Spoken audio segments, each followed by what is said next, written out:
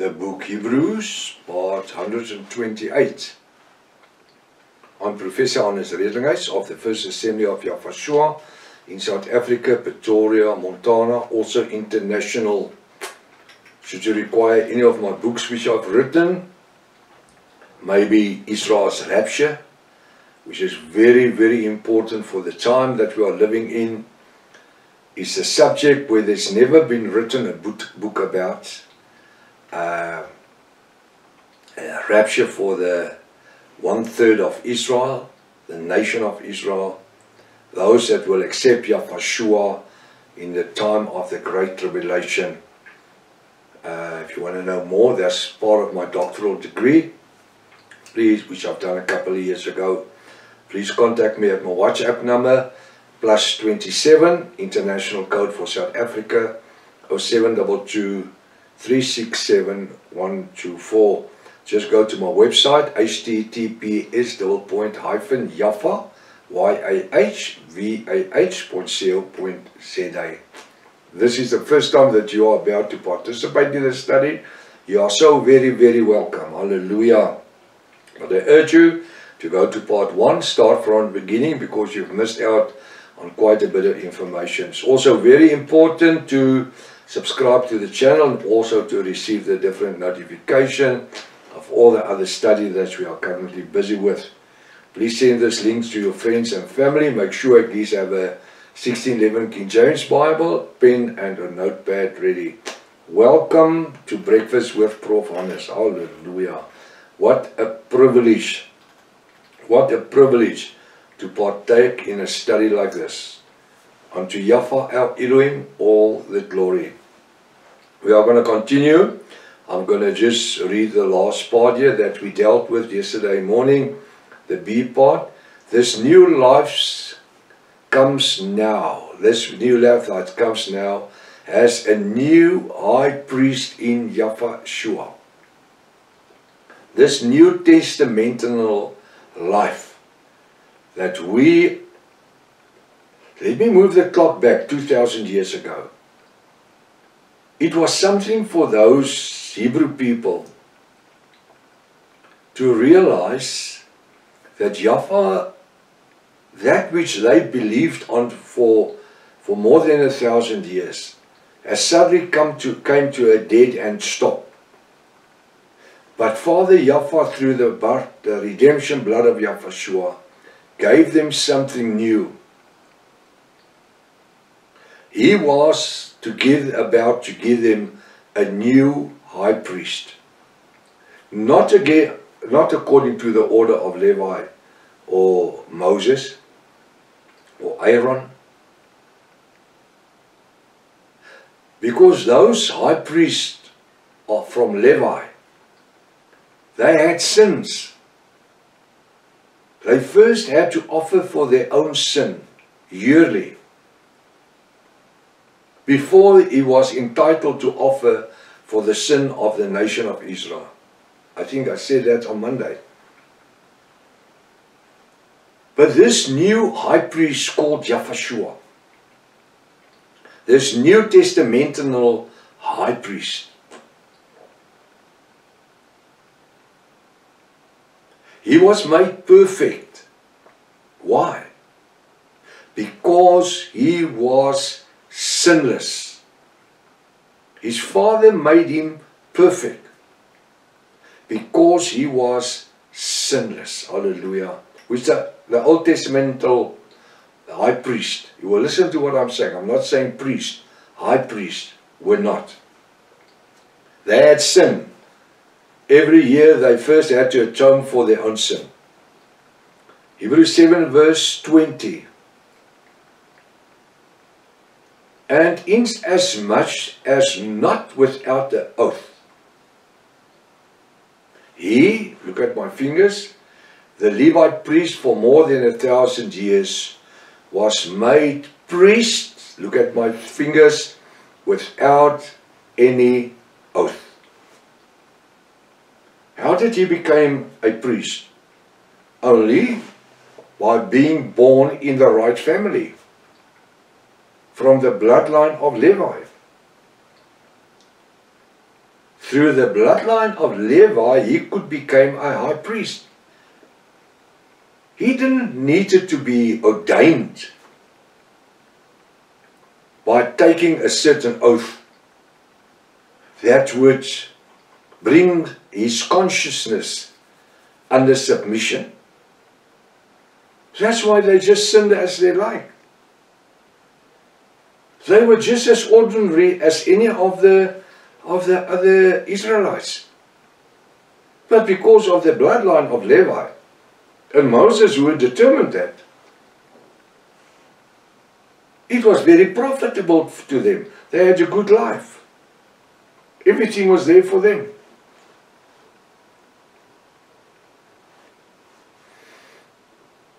In as much as not without an oath.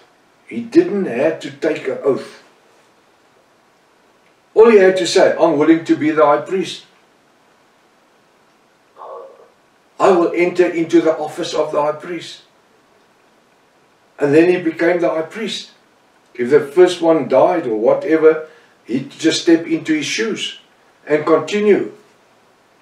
Yes, he was maybe one of the priestly sons, and he came through the structure of the priest, the priestly sons, the priest, and then to the high priest.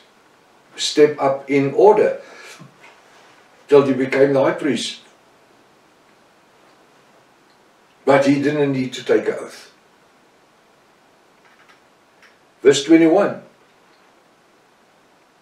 For those priests were made without an oath.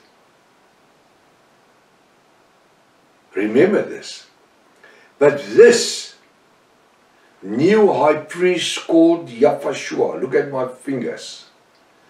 But this new high priest called Yahushua became a priest with an oath. By him, that's Yahweh Almighty, that said unto him, Yahushua, your Elohim swore and will not repent. Your Elohim, which is Yahweh, he swore, he took an oath, and will not repent. Thou, Yahushua, now listen what he says. The Father took an oath on Yahushua. Your Elohim swore and will not repent. He will not turn around on his word. Thou, Yahushua, art a priest forever after the order of Melchizedek. Did what? The Father swore an oath to Yahushua. To do what? To make him a high priest. Now you will remember that we dealt with Melchizedek as a priest, not a high priest, a priest. Subjected in capacity or in position to Yahushua in every way. But the Bible says here, and this is what is causing the confusion. People get confused when they read this. I'm going to read verse 21 again. For those priests were made without an oath, but this high priest Yahushua, with an oath by him, Yahweh Almighty, that said unto him, Yahushua, your Elohim sworn and will not repent. Thou, Yahushua, art the priest forever. Now this next part, to me, seems like it's been added with the reviewing of the Bibles. After the order of Melchizedek. Why after the order of Melchizedek? If Melchizedek couldn't even step into the shoes of Yahushua, how can Yahushua be made a high priest after the order of Melchizedek, if Melchizedek himself were not even a high priest? He was an ordinary priest. Oh, but he was made something very special, looking like without the father, without the mother, with no family, looked like something that dropped out of heaven, which was not. After the order, this part, after the order of Melchizedek, should never have been there. Because using my common sense, I understand according to the facts that I put in front of you as we continue with the study before. It's impossible. Melchizedek never walked on water. He didn't open a blind eye. He didn't forgive sin. He hasn't gone into Hades for 3 days and 3 nights. He hasn't arose from the dead. He hasn't ascended into heaven. He's not coming back. So how can Yahushua be made after his order? After his characteristics? It's impossible. It's impossible. He's a normal human person. Yahushua was the son of Yahweh, his Elohim. There in Hebrews, that's why we studied Hebrews chapter 1 to verse 14. Is today you are my son, and I will be a father unto thee, and you will be my son. And he gave him a name above every other name. Did he did it? Above all the angels? Was Melchizedek made from an angel? No. Did he give Melchizedek a special name? No. Did he call Melchizedek a Elohim? No. So how can Yahushua be made after the order of Melchizedek? This is what I want you to understand. So to me, I'm putting a question mark behind that last line. Verse 22. Verse 22. By so much as Yahushua made a surety. Now what's the thing is a surety? It's a guarantee. He made a surety, he made a guarantee of a better testament. He did what? By so much as Yahushua made a surety, he gave a guarantee. He became a guarantor of a better testament, which was going to be the New Testament, the New Testamental covenant. It was not just a testament. In the testament was a covenant that we today as Yahwist is upholding up till today. Living under the grace of Yahushua. Living under the grace. Living in the grace. Living in and through the redemption blood of Yahushua. By so much as Yahushua made a surety or guarantee of a better testament. One that will not be discontinued. Never.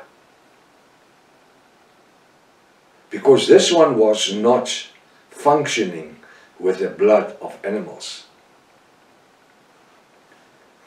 I'm going to read verse 22. By so much as Yahushua made a surety or a guarantee of a better covenant. Why?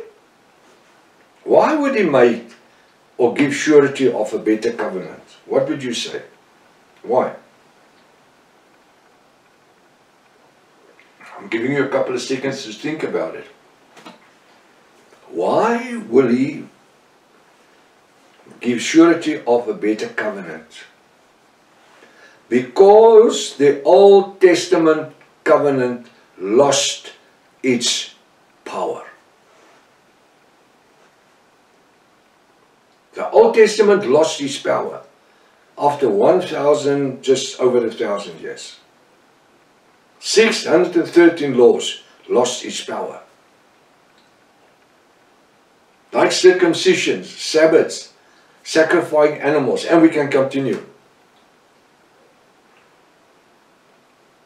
because the Old Testament lost its power after just more than 1,000 years.